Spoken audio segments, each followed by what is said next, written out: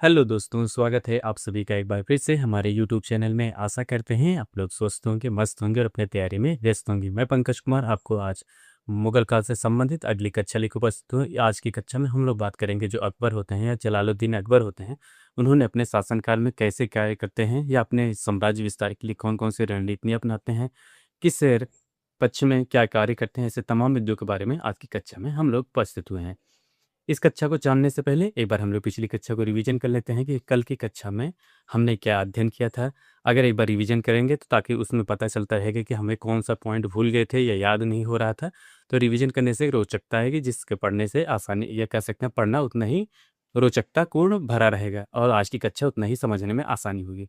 देखिए, कल की क्लास में हम लोग बेसिकली बात किए थे कि जो जलालुद्दीन अकबर होते हैं, उनका जन्म कब हुआ था, उनके माता का नाम क्या था, उनके पिता का नाम था क्या था, उनके संरक्षण कौन थे, ऐसे तमाम बिंदुओं के बारे में बात किए थे।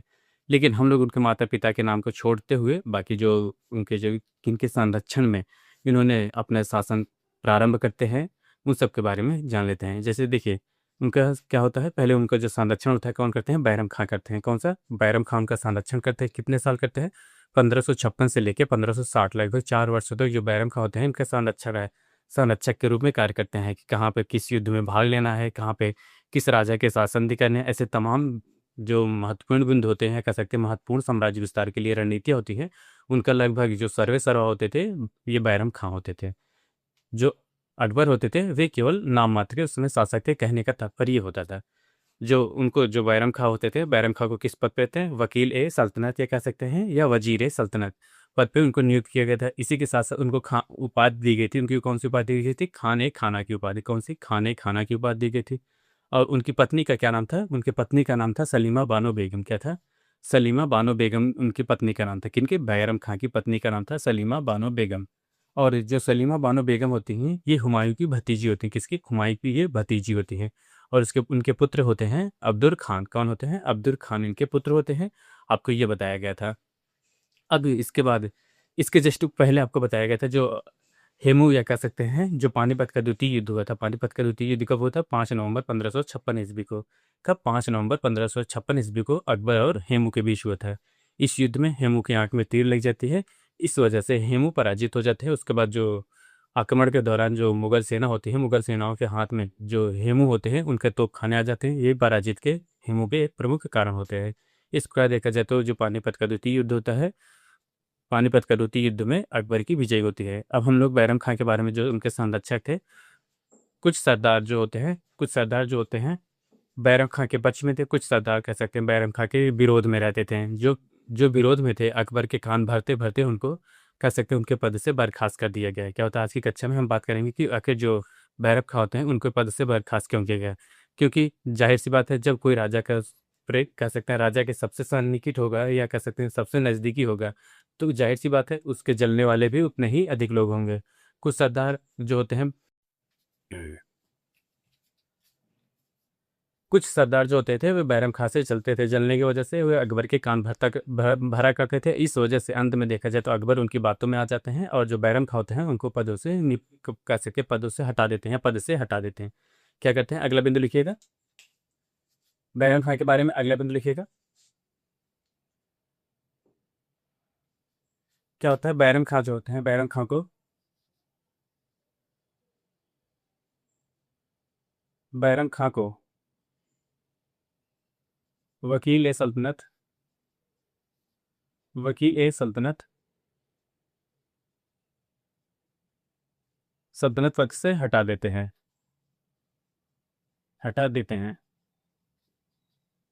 आखिर जब ये बैरम खां को वकील सल्तनत पद से हटा दिए जाते तो अंत में वे चले जाते हैं, मक्का जा रहे थे। क्या होता है? मक्का जा रहे थे, लेकिन रास्ते में जो इनके विरोधी सरदार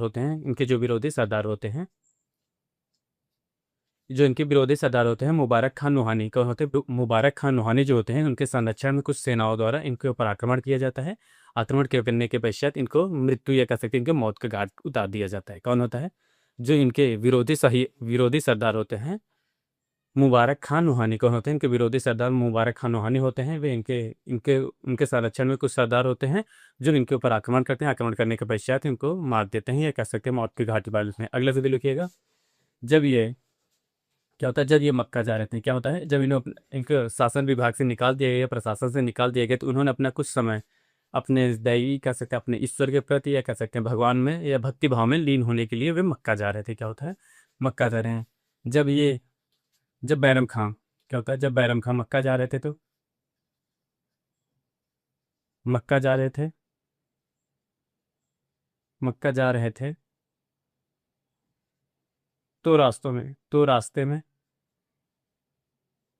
मुबारक खान नूहानी कौन होते हैं? मुबारक खान नूहानी, याद रखिएगा, मुबारक खां नूहानी। मुबारक खान नूहानी जो होते हैं, मुबारक खान जो नूहानी होते हैं, इनके साथ कुछ सरदार या कुछ सकते सैनिक होते हैं। मुबारक खान नूहानी के नेतृत्व में क्या होता है? मुबारक खान नूहानी के नेतृत्व में कुछ अफगान सरदार, क्या होता है कुछ अफगान सरदार इनके ऊपर आक्रमण करते हैं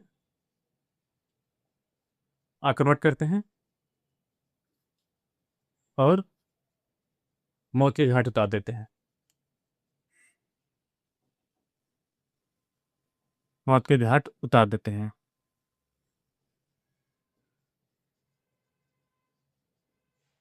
ताकि अगर इन्हें मौत की घटना उतारेंगे, ताकि ये दोबारा अगर कह सकते हैं जब से प्रशासन में आएंगे तो वो राजा के पुनः प्रेमी रहेंगे। इसी वजह से उनको पुनः वकील सल्तनत पद मिलेगा। इसी वजह से जो उनके सरदार होते हैं उनको मौत के घाट उतार देते हैं, ये कारण होता है।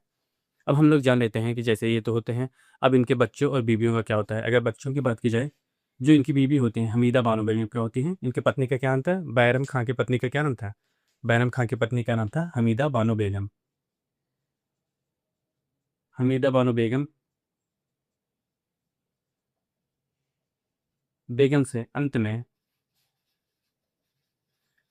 में अकबर शादी कर लेते हैं। अंत में अकबर इनसे निकाह कर लेते हैं।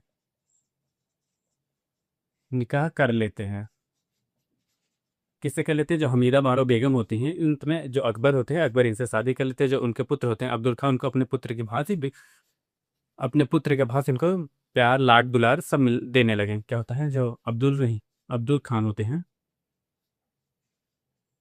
अब्दुल खान को अपने पुत्र अपने पुत्र की तरह पुत्र की तरह प्रेम। ये होता है जो बैरम खां होते हैं, उन्होंने जो बैरम खां अकबर के शुरुआती दौर में उनके जो संरक्षक होते हैं, उनके संरक्षक जो होते हैं, उनके सगे संबंधियों के साथ उनका विवाह ऐसा होता है। क्या होता है जब उनको कह सकते हैं प्रशासन से निकाल दिए गए, जो बैरम खां होते हैं प्रशासन से निकाल दिए गए उनको, तो वे मक्का जा रहे थे। मक्का जाने पे वहाँ पे कुछ समय के लिए भक्ति भाव में लीन होना चाहते थे, लेकिन रास्ते में जो उनके विरोधी सरदार होते हैं मुबारक खान रूहानी, उनके और अफगान सरदारों के साथ मिलकर उनके ऊपर आक्रमण करते हैं। आक्रमण करने के पश्चात उनको मौत की घाट उतार दिया जाता है। बाकी जो बचे इनके पत्नी, यहाँ पे हमीदा नहीं, यहाँ पे सलीमा, क्या होता है सलीमा, यहाँ पे याद रखिए सलीमा बानो बेगम से, जो सलीमा बानो बेगम होती हैं उनसे विवाह करते हैं। अकबर क्या होता है जो सलीमा बानो बेगम होती हैं उनसे शादी कर लेते हैं। हमीदा बानो बेगम जो होती है वो अकबर के माता का नाम होता है, गलती से वहाँ पे लिखा गया है। याद रखिएगा जो सलीमा बानो बेगम होते हैं उनसे अकबर ने अपने विवाह कर लेते हैं। और जो उनके पुत्र होते हैं अब्दुल खान को अपने पुत्र की भांति व्यवहार करने लगे। अब हम लोग जान लेते हैं कि आखिर इनके शासनकाल में अगला क्या कदम होता है। अगर बात की जाए तो इनके शासनकाल में 1560 से लेके 1562 ईस्वी के बीच में पर्दा शासन था, या कैसे कहीं पेटीकोट शासन था। कब से कब था? यहाँ अगला बिंदु लिखिए, पेटीकोट शासन या पर्दा शासन। पर्दा शासन या पेटीकोट शासन। क्या होता है पेटीकोट शासन? ये शासन कब तक था? आपसे यहाँ से कई बार क्वेश्चन पूछे जा चुके हैं। 1560 से लेके कब 1562 ईस्वी के बीच। कब 1560 से लेकर 1562 ईस्वी के बीच अकबर के शासनकाल में पेटीकोट या कह सकते हैं पर्दा शासन प्रारंभ था। देखा जाए इनके इस समय जो अकबर का कह सकते हैं, अकबर की जो बागडोर होती है कह सकते हैं, शासन संचालन के दो महिलाओं के हाथ में चली जाती हैं। एक तो महाम अगमा होती हैं, दूसरा जीजा अगना होती हैं। कौन होती है? महाम अगमा और जीजा अगमा के हाथ हैं। ये उस समय जो अकबर का साम्राज्य था, इन दोनों महिलाओं के हाथों में इस राज्य का संचालन किया जा रहा था। यानी कि शासन सत्ता क्या होता है? शासन सत्ता केंद्रित था किनके हाथों में? अगर उस समय देखा जाए तो इस इन 1560 से लेकर 62 के बीच में दो महिलाओं के हाथों में शासन के केंद्रित था, कौन सी? माहम अगना अगना और जीजा अगना। ये दो महिलाएं होती हैं जिनके, कह सकते हैं दो महिलाएं होती हैं जिनके साथ कह सकते हैं पूरा जो साम्राज्य की बागडोर थी इन्हीं दो महिलाओं के हाथों में उसमें संचालित किया जा रहा था। ये दो महिला कौन होती हैं? महाम अकबर और जीजा अकबर जो होती हैं, ये दो महिलाएं होती हैं जिन्होंने जो अकबर के या कह सकते हैं 1560 में या 60 से लेकर 62 तक इन्हीं दो महिलाओं के हाथों में जो अकबर का शासनकाल होता है या साम्राज्य होता है संचालन किया जा रहा था। ये याद रखें, यहाँ से कई बार क्वेश्चन पूछा जा चुका है कि मुगल काल का वह कौन सा शासनकाल या मुगल काल का वह कौन सा शासक था जिसके शासनकाल में पर्दा प्रथा या कहते हैं पर्दा या पेटीकोट शासन चला था या कह सकते पेटीकोट शासन चल रहा था। वो होते हैं अकबर के शासनकाल में देखा जाए तो पेटीकोट शासन प्रारंभ था। कब से कब? 1560 से लेकर 1562 ईस्वी के बीच इनका शासनकाल था। ये पेटीकोट शासन 2 वर्ष तक लगभग चलता रहा। अगला बिंदु लिखिए। अब हम लोग बात करते हैं कि जैसे जो अकबर होते हैं, अकबर ने अपने साम्राज्य विस्तार के लिए कौन कौन सी रणनीति अपनाई, किन देशों के साथ संधि करते हैं या किन राजाओं के साथ संधि करते हैं, ऐसे तमाम बिंदु के साथ हम लोग अगला जो बिंदु होगा उस पर बात करेंगे कि आखिर जब अकबर ने अपने साम्राज्य विस्तार के लिए सबसे पहले किस राजपूत शासक होते हैं या मेवाड़ के शासक होते हैं, किस शासक के साथ सबसे पहला उनका संबंध बनता है, तो बात की जाए तो वो होते हैं कछवाहा शासक। कौन होते हैं? कछवाहा के जो शासक होते हैं सबसे पहले इनका उनके साथ संबंध बनता है। हम लोग अगला बिंदु के बारे में लिखेंगे। अगला बिंदु लिखिए। देखिए, पहले क्या होता था कि जैसे साम्राज्य विस्तार की बात की जाए तो साम्राज्य विस्तार केवल युद्ध के माध्यम से साम्राज्य का विस्तार नहीं किया जाता था। उसमें युद्ध के दौरान कुछ रणनीति अपनाई जाती थी, जैसे किसी भी राज्य के साथ अपना वैवाहिक संबंध स्थापित करने के बाद भी राज्य को सुदृढ़ किया जा सकता है। ऐसे तमाम तरीके होते थे जिसको अपने साम्राज्य को विस्तृत करने में और उसी के साथ साथ अपने साम्राज्य को सुदृढ़ करने में इन तरीकों का इस्तेमाल किया जाता था। अब बात करते हैं कि जो अकबर होते हैं उन्होंने सबसे पहले किसके साथ है या कौन से राजा या कह सकते हैं कहाँ के शासक थे जिनके साथ इनका वैवाहिक संबंध स्थापित करके उन्होंने अपने साम्राज्य को सुदृढ़ किया और अपने साम्राज्य का विस्तार भी करते हैं। तो हम बात करते हैं अगले बिंदु की बात करते हैं, तो वो होते हैं सर्वप्रथम उन्होंने, क्या होता है, अकबर जो होते हैं सर्वप्रथम कछवाहा राजपूत। कौन होते हैं? कछवाहा राजपूतों के साथ वैवाहिक संबंध स्थापित करते हैं। वैवाहिक संबंध स्थापित करते हैं।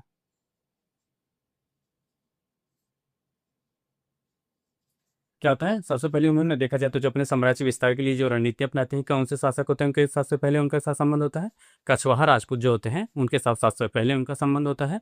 उन्होंने इस तरह अपना जब वैवाहिक संबंध होगा तो जो वहाँ के जो सेनापति होंगे या वहाँ के जो राजा होते हैं किसी भी युद्ध में ये सम्मिलित होंगे, ये कह सकते हैं भाग लेंगे, तो लगभग जहाँ तक चांस है या कह सकते हैं जहाँ तक उम्मीद है कि ये कछवाहा जो राजपूत शासक होते हैं इनको उस युद्ध में सहयोग देंगे और उस युद्ध में अगर दो राजाओं का सहयोग मिलेगा तो जाहिर सी बात है उस युद्ध में जीतने की संभावना लगभग 100% बढ़ जाती है। इसी वजह से कुछ ऐसे संबंध होते हैं, कह सकते हैं कुछ ऐसी रणनीतियाँ होती हैं जिसमें आप कह सकते हैं केवल युद्ध के माध्यम से ही राज्य विस्तार नहीं किया जा सकता है, बल्कि कई तरीके होते हैं, जैसे कह सकते हैं वैवाहिक संबंध हो गया या उनके यहाँ राजदूतों को भेज के हमारे जो संबंध होते हैं ये कोई अन्य संबंध होते हैं, जैसे वहाँ के ये कह सकते हैं वहाँ के कोई राजकुमार होते हैं अपनी पुत्री को देके वहाँ पे वैवाहिक संबंध स्थापित किया जाता है। ऐसे तमाम तरीकों से अपने साम्राज्य को विस्तार करने के लिए जो भी राजा होते हैं वो सभी प्रयास करते हैं। इनका वैवाहिक संबंध कैसे स्थापित हुआ? आखिर अकबर का शासनकाल की बात की जाए तो उनका दिल्ली पे जो अधिकार था, तो आखिर जब ये देखा जाए तो जो कछवाहा राजपूत होते हैं, कछवाहा राजपूत क्या होते हैं? राजस्थान के क्षेत्र की तरफ अवसेद होते हैं। तो इनका आखिर इन दोनों के बीच कैसे जो वैवाहिक संबंध कैसे स्थापित हुआ?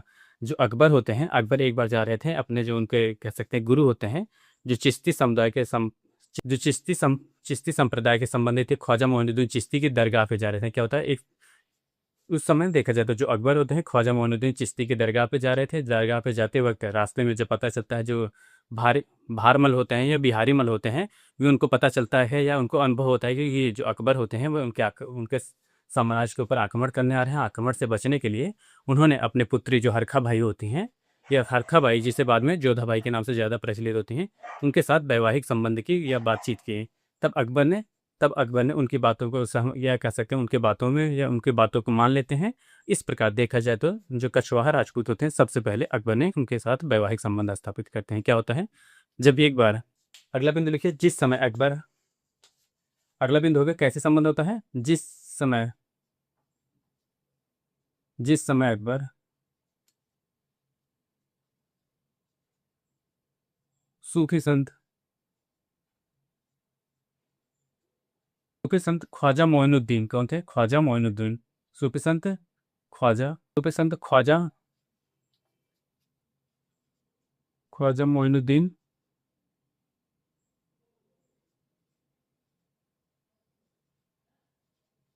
ख्वाजा मोइनुद्दीन, ख्वाजा मोइनुद्दीन चिश्ती की दरगाह पे, चिश्ती की दरगाह पर, दरगाह पर, दरगाह पर जा रहे थे। क्या होता है, जा रहे थे। क्या होता है, जब ये ख्वाजा मोइनुद्दीन चिश्ती की दरगाह पे जा रहे थे तो उनको जो बहारमल होते हैं या बिहारी मल होते हैं, उनको लगता है कि जो अकबर होते हैं उनके साम्राज्य पे आक्रमण करने के लिए आ रहे हैं।